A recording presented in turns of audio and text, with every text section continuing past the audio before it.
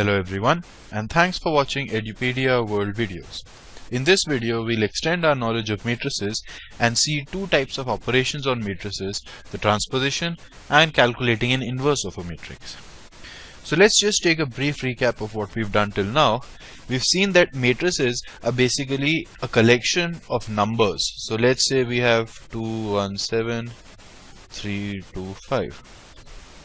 It could be a collection of functions as well and a collection of other things, but for now we'll just talk about a collection of numbers or variables x, y and z, and this matrix would be what is called a 2 cross 3 matrix because it has 2 rows and 3 columns. So these are the 2 rows, these are the 3 columns. Next we saw how to add two matrices, and addition was easy enough. You had to take two matrices of the same size, that is the same number of rows and columns, and you just add the corresponding entries. So for example 1 2 1 4 plus 2 1 1 7 would be, just add the corresponding entries. So 3 3 2 11.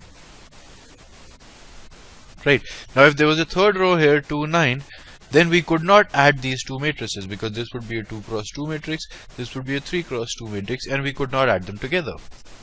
You can multiply a matrix by a scalar. For our purposes, scalars will be numbers, and I'll once again repeat, scalars will be written as small letters, vectors will be written as letters capital or small with arrows, and matrices will be simply written as capital letters.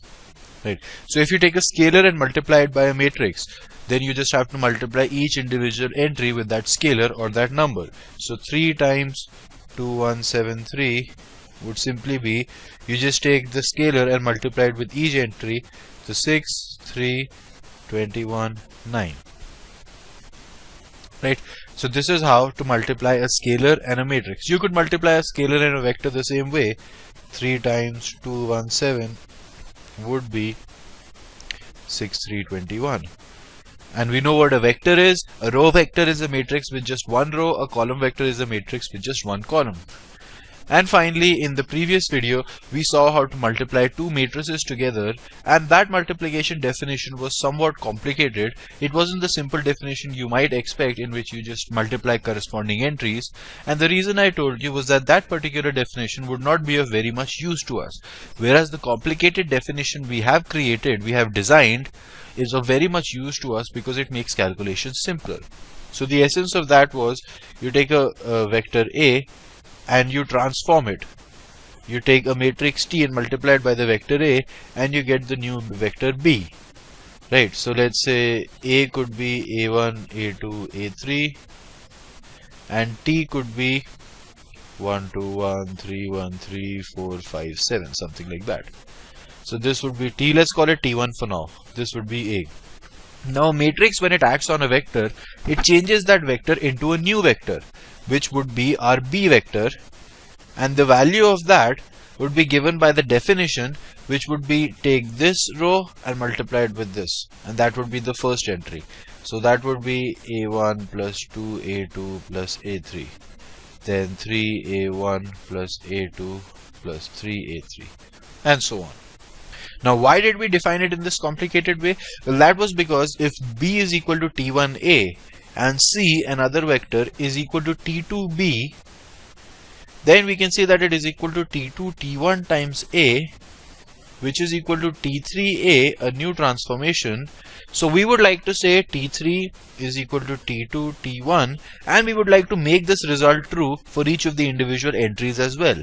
And this result becomes true only if we took the complicated definition in which you had to take an M cross N matrix and you could only multiply it with a N cross P matrix, and you would get an M cross P matrix, whose first entry in the first row and first column would be, you take the first row multiplied with the first column.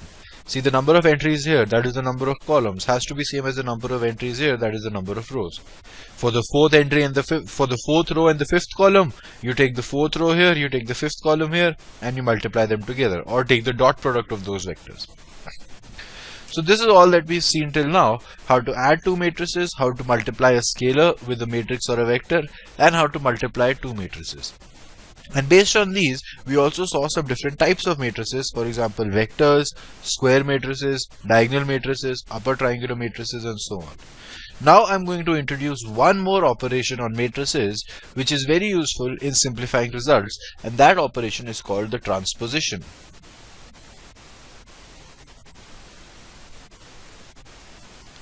And a transposition is basically a way of getting a new matrix from the original matrix. So every matrix has its transposition matrix, right? And how do we get it? If the original matrix is an m cross n matrix, then the new matrix is simply an n cross m matrix with the rows and columns interchanged.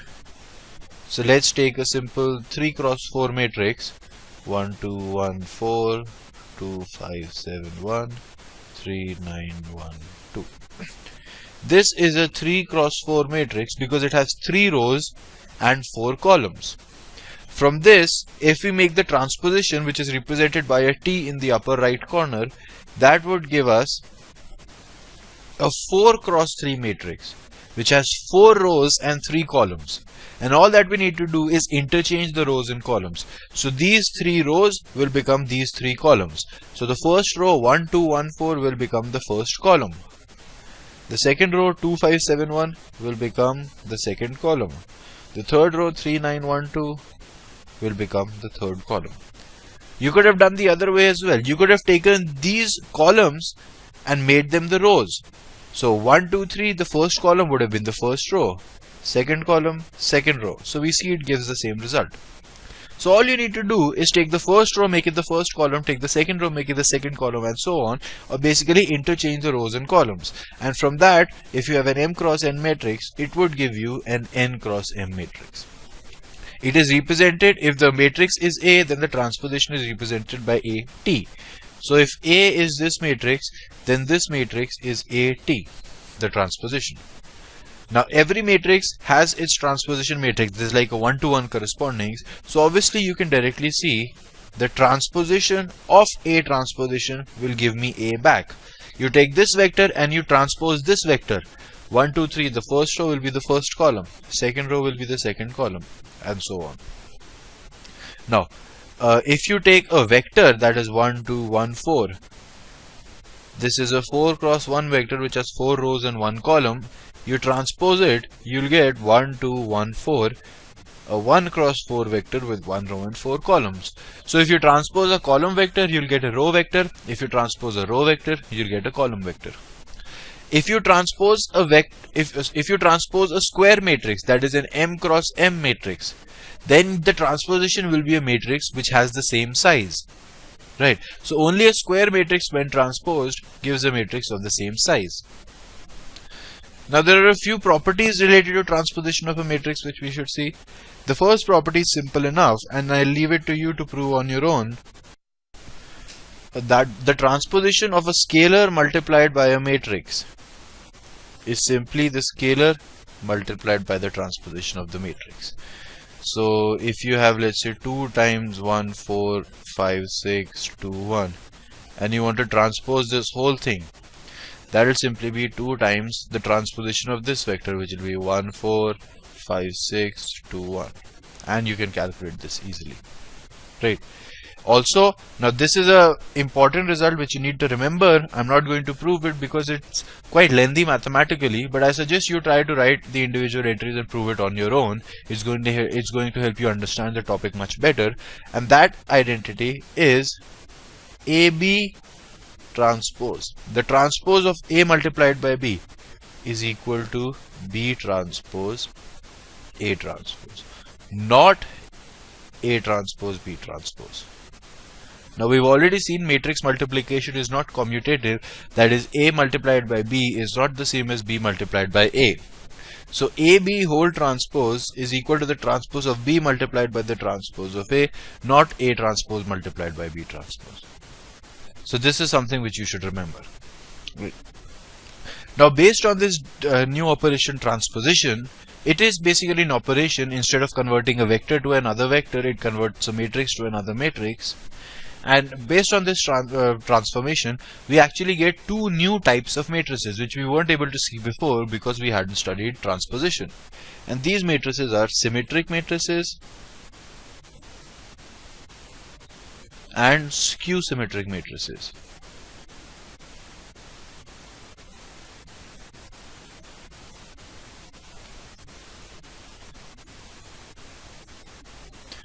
So symmetric matrices are matrices A such that A transpose is equal to A. And skew symmetric matrices have the property A transpose is equal to the negative of A. Right. So first of all, what does this mean? A transpose, if A is an M cross N matrix, then A transpose is an N cross M matrix. And we saw in the very first video, two matrices can only be equal if their size is the same and corresponding entries are equal. Their size has to be the same.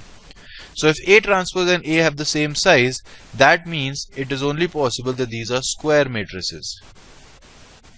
Similarly, in this case, again A has to be a square matrix. If it was a 4 cross 5 matrix, then A transpose would be a 5 cross 4 matrix, and they could never follow this relation. What type of matrices obey the property of symmetricity? Take for example the matrix 1, 3, 5, 2, 1, 0, 2, 1, 0. You take the transpose of this matrix, what do you get? The first row becomes the first column, 1, 2, 1. Second row becomes the second column, 2, 3, 0. Third row becomes the third column, 1, 0, 5. And you see we get the same matrix. So this is an example of a symmetric matrix. We see that the diagonal terms, we've seen this before, this is called the main diagonal, can be anything. They don't matter because they don't change during the transposition. Right. But the off diagonal terms have to be symmetric, which is where the word comes from. See, this term, the first row second column will become second row first column. So if these two entries are the same, then transposition won't matter. Similarly, these two entries should be the same. Similarly, these two entries should be the same. So when we say symmetric matrices, we mean symmetric about this main diagonal. The whole matrix has to be symmetric about this main diagonal. Then it follows the property A transposition is equal to A. What happens? What needs to happen when A transposition is minus A? So let's say we have the same matrix, and we'll see what we need to do. 2, 1, 0. I'll fill in the other entries in a minute. You transpose it, you'll get let's take 2, 1, 0 for now. You transpose it, you get this thing, 1, 2, 1, 2, 3, 0, 1, 0, 5. But you would like this matrix, transpose this, to be the opposite of this. So what needs to happen? These, instead of being equal, need to have opposite signs. So if this is minus 2, minus 1, and 0 is 0 anyway, so then this becomes minus 2, minus 1, and 0. So these terms become the opposite. 2 is the negative of minus 2, but also 1 is not the negative of 1. So these three terms have to be 0. Only then can we have a skew symmetric matrix. So for a skew symmetric matrix, the diagonal elements need to be 0. Because the diagonal elements don't change during transposition, and if A is equal to minus A, then it has to be 0. The off diagonal elements have to be negative inverses of each other. If this is 3, this has to be minus 3. If this is 6, this has to be minus 6. If this is 4, this has to be minus 4. And this is an example of a skew symmetric matrix. So we have symmetric matrices where the transposition leaves the value unchanged, and we have skew symmetric matrices in which the transposition gives the negative of the original matrix. Another type of matrix, a very important type of matrix, which we get as a result of the definition of transposition, is an orthogonal matrix.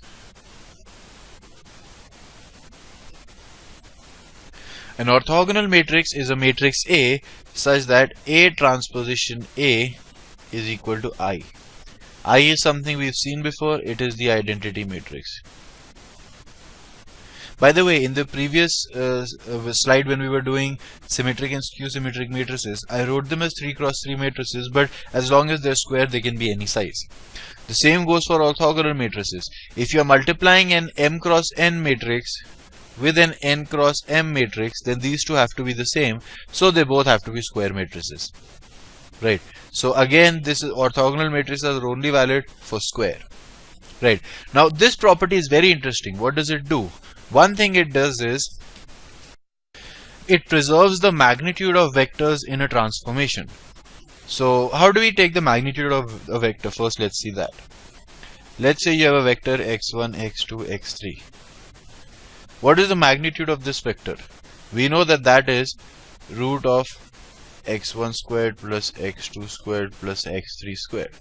Or just let's talk about x1 squared plus x2 squared plus x3 squared. That is the square of the magnitude.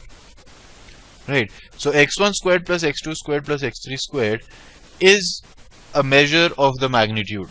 Right. We don't want to bother with the square roots right now. How do we get that? What would if you had these two matrices multiplied together? Now they can. This is a 1 cross 3 matrix. This is a 3 cross 1 matrix. They would multiply and give you a 1 cross 1 matrix.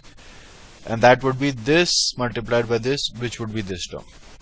Right. Now this is a vector A. That means this vector is A transpose. So how do you calculate the magnitude of the vector? It is A transpose multiplied by A. This is how you calculate the magnitude of a vector. Right. Now let's just take a simple case, 2 dimension instead of 3 dimension. Now I told you earlier how you could model transformations by vectors. Right. So a simple example we took was, if this is the xy axis and we tilt it by an angle theta and make new x dash and y dash axis, then every vector originally A would now become TA, where T would be the transformation matrix which we derived to be cos theta sin theta minus sin theta cos theta. Now you should check for yourself, but this is an orthogonal matrix. This does follow the property that this multiplied by its transpose would give me 1, 0, 0, 1, which is the identity matrix. So this is the matrix T. Right. So T multiplied by this matrix. Now this is the new vector B. Right. So a vector B, that is the vector in these two coordinates, would be a transformation on a vector A in these two coordinates. Right. Now, of course, if we have, let's say, a number here, regardless of what the coordinates are, the distance between this number and the origin, or x1 square plus x2 square plus x3 square, would be the same. Or we already know that when you rotate axes, magnitudes of vectors do not change. Their directions might change, but the magnitudes of vectors do not change. So let's say this is B. What is B transpose? Now here comes the importance of the rule we've seen earlier. This is equal to A transpose times T transpose, right? Not T transpose times A transpose. Then what is B transpose times B? That is equal to A transpose T transpose T A. And because it is orthogonal, T transpose times T is equal to I, which is the identity matrix. This is equal to A transpose A. So B transpose B is equal to A transpose A. That means the magnitude of the vector is conserved. So this could be a possible rotation. And there are some transformations like this where magnitudes are conserved. You rotate an axis by any amount theta in any direction about any axis, you're going to get a new set of coordinates, but the magnitude of the vector is going to be independent of the set of the coordinates. So therefore, rotational transformations are always orthogonal. If you rotate a system of coordinate axes, that will correspond to an orthogonal transformation, which follows the property A transpose A equals I. Right.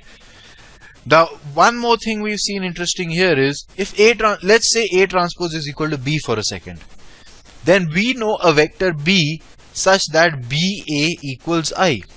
For a vector B exists such as BA is equal to I.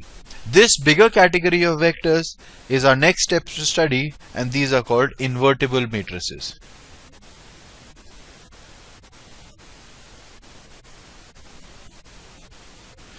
An invertible matrix is a matrix A such that an inverse exists. Right? An inverse B would be such that BA is equal to I. Now, for example, every number has an inverse except 0. Right, you cannot multiply a number by 0 to get 1, but minus 7.4 has an inverse minus 1 by 7.4. You multiply the two, you'll get 1. Right, 1 is the analog of I in numbers.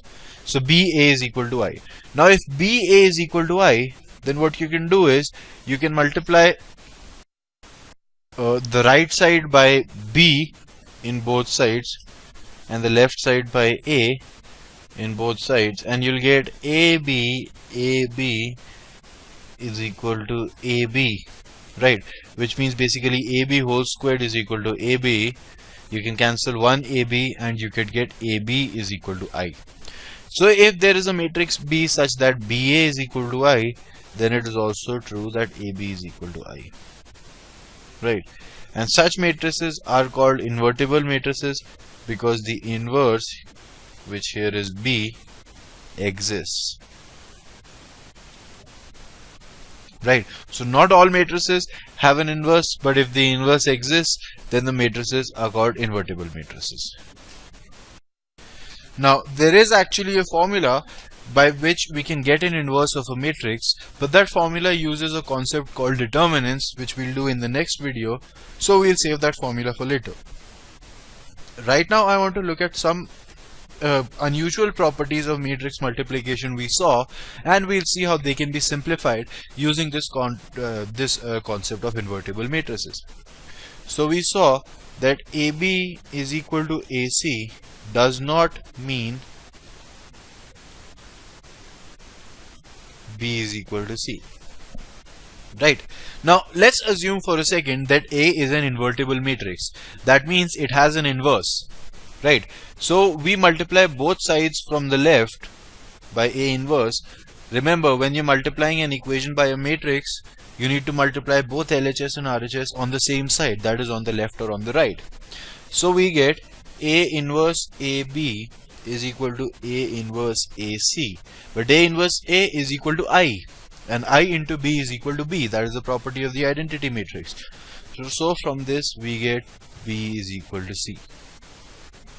So you're going to say, well, I earlier said AB is equal to AC does not necessarily mean B is equal to C, but you multiply both sides by the inverse of A and then you can get B is equal to C. So what's going on? Well, what's going on is you can't always multiply it by A inverse because sometimes A inverse will not exist.